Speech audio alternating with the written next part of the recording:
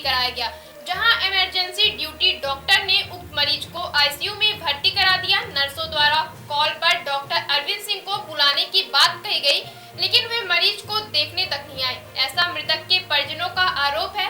Doctor केवल मरीज को रेफर करने की सलाह फोन पर देते रहे, लेकिन मरीज की हालत गंभीर होने से परिजन जिला चिकित्सालय में ही इलाज करने की बात डॉक्टर से करते रहे और अगले दिन 21 मार्च को उक्त महिला मरीज की इलाज के अभाव में मौत हो जाती है। पूरे मामले में मृतक महिला के मरीज के परिजनों ने सीएम हेल्पलाइन में डॉक्टर की लापरवाही से महिला की मौत होने की शिकायत दर्ज कराई गई, जिस पर अस्पताल प्रबंधन द्वारा मरीज के परिजनों की शिकायत पर वापस लेने का दबाव बनाया जा रहा, जिस पर आज मृतक महिला के परिजनों ने जिला चिकित्सालय के सिविल सर्जन को ज्ञापन सौंपकर दोषी डॉक्टर पर कार्रवाई की मांग की। पूरे मामले में civil surgeon doctor GL Ahirwar का कहना है कि मामले में ड्यूटी डॉक्टर्स को नोटिस जारी कर जवाब तलब किया जाएगा और जवाब आने पर अग्रिम वैधानिक कार्रवाई भी की जाएगी। वहीं दूसरी ओर पूरे मामले को डॉक्टर अरविंद सिंह का कहना है कि उसी दिन मेरी ड्यूटी नहीं थी और न ही मुझे कॉल पर बुलाया गया था।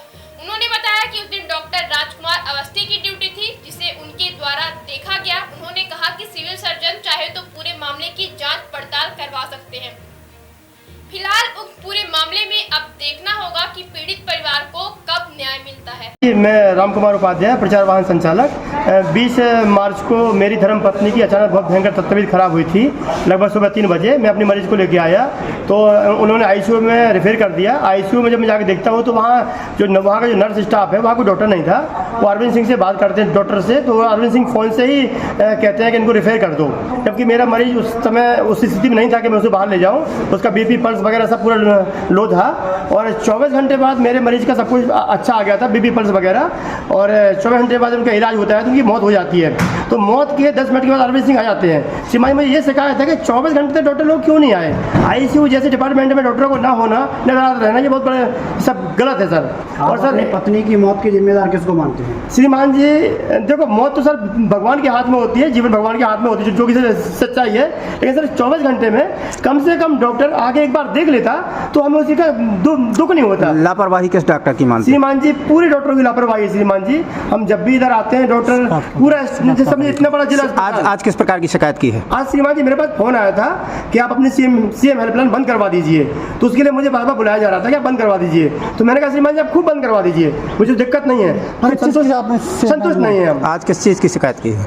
आपने की श्रीमान जी उसी क्या किया था आपने? उनमें ये कहा था कि श्रीमान जी यहाँ लापरवाही हो रही है, कोई डॉक्टर नहीं है, वो आईसीयू जैसी स्थिति में हमारा मरीज मौत और जिंदगी से लड़ रहा है, यहाँ कोई नहीं है। उसके लिए मरीज का नाम था बिमला उपाध्याय। आवेदन आया है, किस प्रकार का आवेदन आया है, क्या कार्रवाई की जाएगी? देखिए 21 तारीख से 9 आज कितना तारीख 11 20 दिन हो गए हैं। अभी तक मुझे कोई एक चीज़ के संज्ञान के बारे में नहीं था कि मरीज के साथ क्या हुआ। उनके परिजनों द्वारा अभी एक आवेदन दिया गया है कि चूँकि डॉक्टर अरविंद सिंह को वहाँ पर ऑन कॉल आना था, उनके द्वारा एक आवेदन दिया गया है। उस आवेदन के आधार पर हम डॉक्टर अरविंद सिंह और जो वहाँ का नोडल है आईसीयू का, उससे दोनों से पूछेंगे कि इसमें किसकी गलती है और क्या है, और नोटिस के द्वारा उनसे उनका जवाब भी मांगा जाएगा। और जो भी उसका जवाब आएगा, यदि जवाब संतोषपूर्वक नहीं होगा और यदि उसकी गलती पाई जाएगी तो नियमानुसार कार्रवाई होगी। सर इस पर कार्रवाई की जाएगी या फिर यदि उसकी गलती होगी तो उसको कार्रवाई होगी और गलती नहीं होगी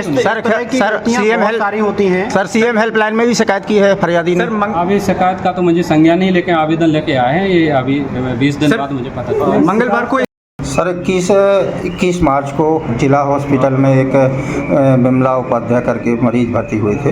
उनके परिजनों का आरोप है कि ड्यूटी आपकी थी, कॉल पे आपको बुलाया गया था, लेकिन आप नहीं पहुंचे और उनके मरीज की डेथ हो गई। सर इसमें क्या सच्चाई है?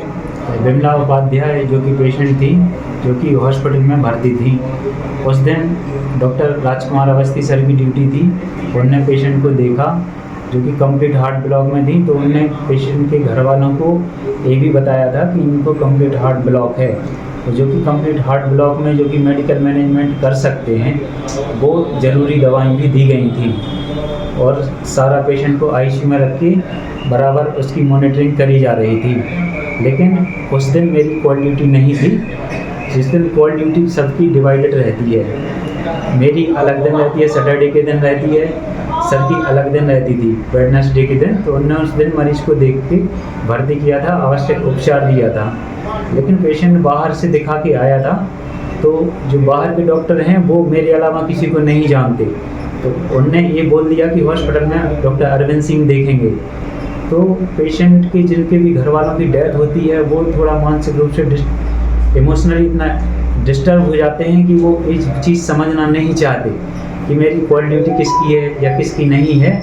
तो इस प्रकार से अति इमोशनल होने की वजह से इस तरीके से पेशेंट आवेश में आकर इस तरीके से आरोप लगाने लगते हैं। लेकिन अगर मुझे कोई बुलाता और मेरी ड्यूटी नहीं होती तो भी मैं पेशेंट को देख लेता, लेकिन मेरी ना कॉल ड्यूटी थी ना मुझे कॉल पे उस दिन बुलाया गया। उसके नेक्स्ट डे मेरी इमरजेंसी ड्यूटी थी, लगभग 9 बजे के आसपास पेशेंट की डेथ हो गई थी। तो मॉर्निंग ड्यूटी 8 बजे से चालू होती है। तो जब भी हॉस्पिटल में किसी की भी डेथ होती है तो जो इमरजेंसी ड्यूटी डॉक्टर रहता है वो जाके पेशेंट को देख के डेथ डिक्लेयर करता है। तो मेरी इमरजेंसी ड्यूटी होने की वजह से मैं सुबह 8 बजे हॉस्पिटल गया। तो जब भी पेशेंट की डेथ हुई तो उस समय मुझे कॉल पे बुलाया, तो मैंने पेशेंट को देखा और उसकी डेथ डिक्लेयर करके घर वालों को सूचना दी। सर, इस मामले में परिजनों ने सीएम हेल्पलाइन भी लगाया है, किस तरीके से वो कह रहे हैं कि हमारे ऊपर दबाव बनाया जा रहा है? नहीं, हमने किसी को दबाव नहीं बनाया है। पेशेंट की जिसकी डेथ हो जाती है वो वैसे ही परेशान रहता है, मैं क्यों दबाव बनाऊंगा। सर, आज लिखित में शिकायत भी उन्होंने सिविल सर्जन को दी है। जी, उनका पेशेंट का ये अधिकार है, अगर पेशेंट संतुष्ट नहीं किसी चीज़ से इलाज के लिए तो वो अपनी शिकायत दर्ज करा सकता है। तो इसमें सिविल सर्जन सर और बाकी जो भी अगर वो चाहें तो स्वयं जांच कर सकते हैं या टीम बना सकते हैं। तो वो अपना ड्यूटी रोस्टर जो हम लोगों पर रहता है वो देख लेंगे कि किसकी ड्यूटी थी और मामला साफ हो जाएगा।